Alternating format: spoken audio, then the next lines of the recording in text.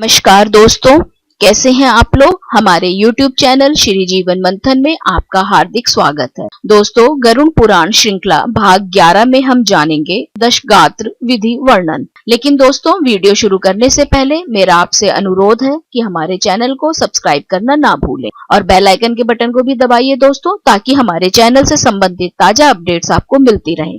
और अगर हमारा वीडियो आपको पसंद आता है, लाइक शेयर करना भी ना भूलें।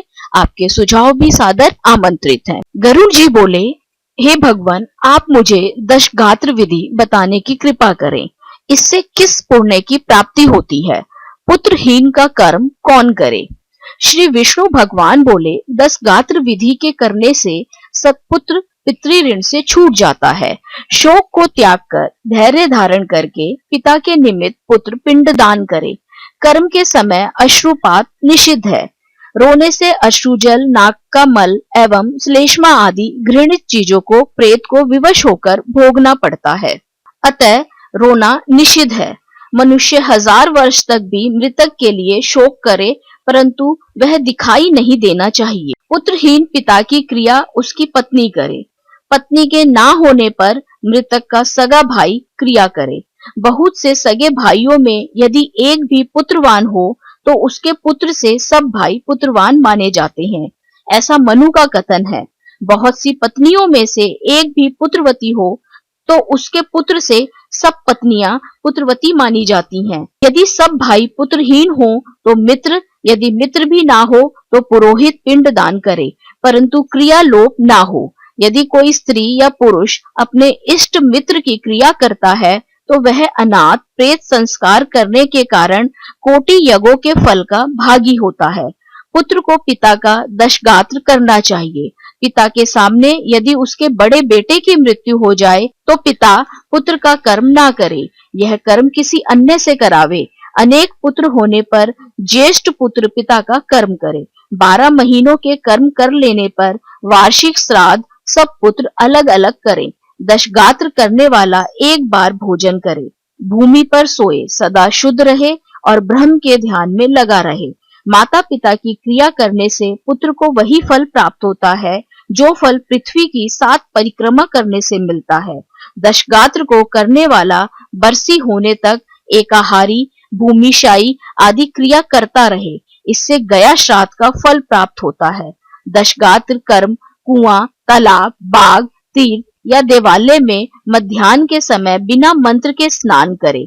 शुद्ध होकर वृक्ष के नीचे दक्षिणा विमुख होकर वहां वेदी बनावे और गोबर से लीपे। पत्ते पर कुशा के ब्राह्मण स्थापित कर पाद्य आदि से पूजा करे। 80 पुष्प संकाशम मंत्र पढ़कर प्रणाम करे। कुश के आगे पिंड के लिए कुश का आसन और उसके ऊपर नाम गोत्र बोलकर पिंड धरे।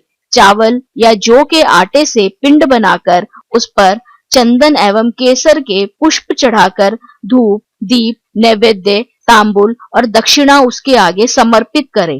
कोए के लिए अन्न रखकर दूध मिश्रित पानी की अंजलि हाथ में लेकर कहे, अमूक नाम के प्रेत को मेरा दिया हुआ यह प्राप्त हो।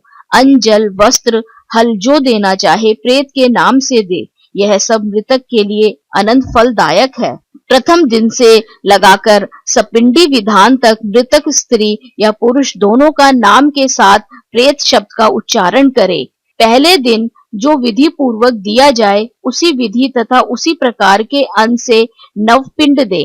9वें दिन घर के सब लोग मृतक की स्वर्ग कामना करके तेल लगावे। बाहर स्नान करके धान के लावा सहित दूब लेकर मृतक की स्त्री को आगे करके घर जाना चाहिए। दूब के समान आपके कुल की वृद्धि हो और धान के लावा के समान आपका विकास हो, ऐसा कहकर उसके घर में दूध युक्त धान का लावा डालें।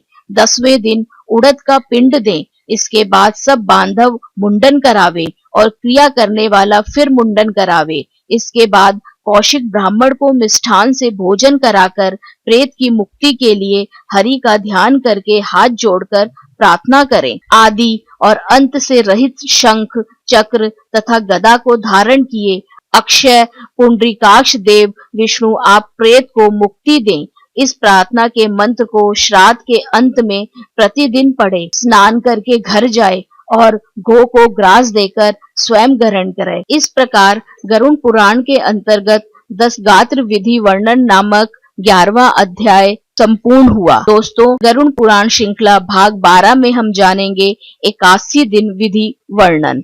राधे राधे। आप सभी पर ईश्वर की कृपा सदा बनी रहे।